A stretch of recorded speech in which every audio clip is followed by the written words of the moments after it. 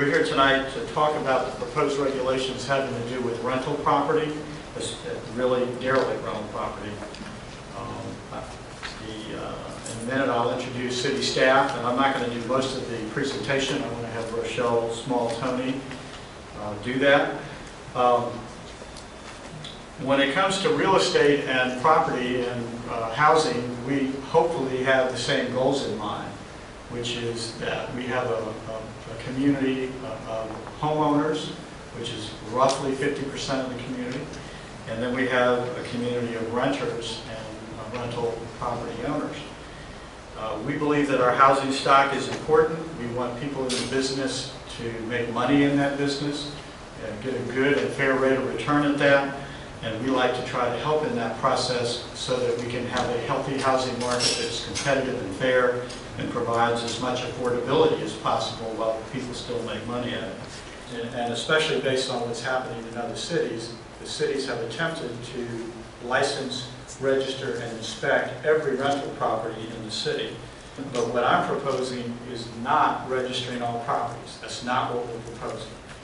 Secondly, we're not proposing inspecting all properties. In fact, I think you'll see we're not talking about inspecting very many properties.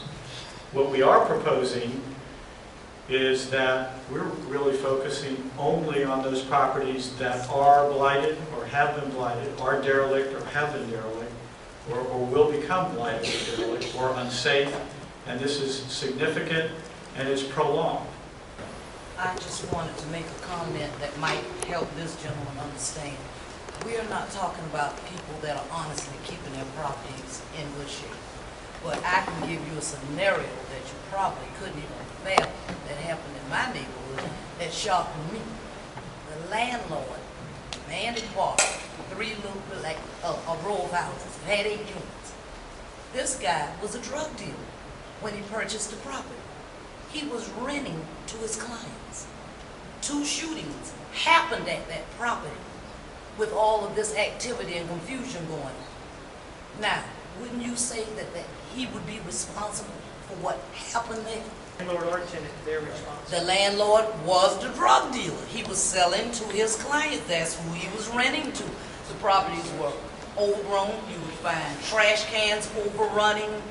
He didn't care as long as he was collecting his rent. Represent the slumlords of Savannah. Well, I understand that, but I'm just saying, I didn't think you would ever even think of a scenario like that, but it happened in my neighborhood. It shocked me. This is the envision going through this process. We're not naive about it, and I do believe that tenant behavior is a reasonable and short-term defense, not a permanent or ubiquitous defense. Because if you're a landlord and you got all sorts of these, I'm going to be less inclined to say, you might have to say, look, you need to change the way you operate.